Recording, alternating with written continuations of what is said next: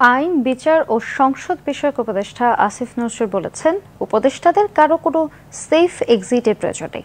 তবে অনিয়ম, দুর্নীতি ও মানবাধিকার লঙ্ঘন থেকে এই জাতির সেফ এক্সিট প্রয়োজন। সকালে রাজধানীর একটি হোটেলে জাতীয় মানবাধিকার কমিশন অধ্যাদেশ 2025 বিষয়ক জাতীয় পরামর্শ সভায় তিনি এসব কথা বলেন। উপদেষ্টা আসিফ নজরুল বলেন, রাষ্ট্রীয় প্রতিষ্ঠানগুলো সংস্কারের পথে এই সরকার অনেকটা এগিয়েছে, বাকি কাজ করবে পরবর্তী সরকার। তিনি আরও বলেন, রাষ্ট্রপতি কখনোই স্বাধীনভাবে প্রধান বিচারপতি নিয়োগ দিতে পারেননি, সুযোগ নিয়োগ হয়েছে প্রধানমন্ত্রীর ইচ্ছায়। দেশের মানুষ যেন আর অন্যায় অবিচারের শিকার না হয় সেই প্রত্যাশা করেন আইন উপদেষ্টা। রাষ্ট্রপতি ইন্ডিপেন্ডেন্টলি দুইটা কাজই করতে পারে, তার মধ্যে আসলে একটা কাজ করতে পারে, সেটা হচ্ছে প্রধান বিচারপতিকে নিয়োগ করা। কিন্তু আপনারা সবাই জানেন, রাষ্ট্রপতি কখনোই প্রধান বিচারপতিকে ইন্ডিপেন্ডেন্টলি নিয়োগ করেন নাই।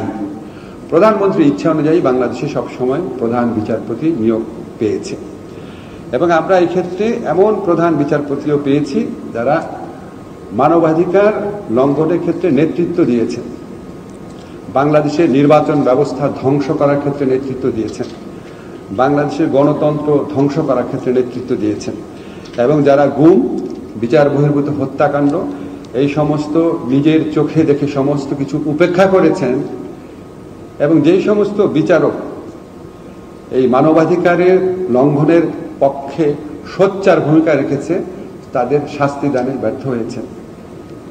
আনফরচুনেটলি এই ধরনের বিচারপতিদের কেউ কেউ এখনো আমাদের এখানে এখনো রয়ে গেছে। আমরা ইনস্টিটিউশনাল রিফর্মের পথে কিছু দূর অগ্রসর হয়েছি, পুরোটা করতে পারি নাই। পরের যারা ইলেক্টেড গভর্নমেন্ট আছে তাদের কাছে এই দায়িত্বটা থাকলো। সেফ এক্সিট নিয়ে নানান কথাবার্তা হচ্ছে, তা আমরা উপদেষ্টারা খুব নিশ্চিতভাবে জানি আমাদের কারো কোনো সেফ এক্সিটের প্রয়োজন নাই। তবে বাংলাদেশের জাতি হিসাবে আমাদের সেফ এক্সিটের প্রয়োজন আছে।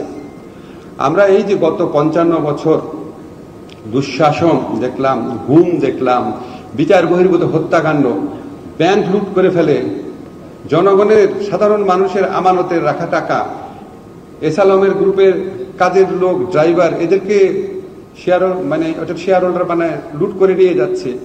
এরকম একটা ভয়াবহ, অসুস্থ, আত্মধ্বংসী রাষ্ট্র কাঠামো থেকে আমাদের সেফ এক্সিট প্রয়োজন এই জাতির। জাতীয় পরামর্শ সভায় গৃহায়ন ও গণপূর্ত এবং শিল্প বিষয়ক মন্ত্রণালয়ের উপদেষ্টা আদিলুর রহমান খান, পরিবেশ, বন ও জলবায়ু পরিবর্তন এবং পানি সম্পদ বিষয়ক মন্ত্রণালয়ের উপদেষ্টা Syeda Rizwana Hasan, attorney general Mohammad Asaduzzaman, supreme court bar সভাপতি ব্যারিস্টার মাহবুব উদ্দিন খোকন, বিভিন্ন আন্তর্জাতিক সংস্থার প্রতিনিধিরা উপস্থিত ছিলেন।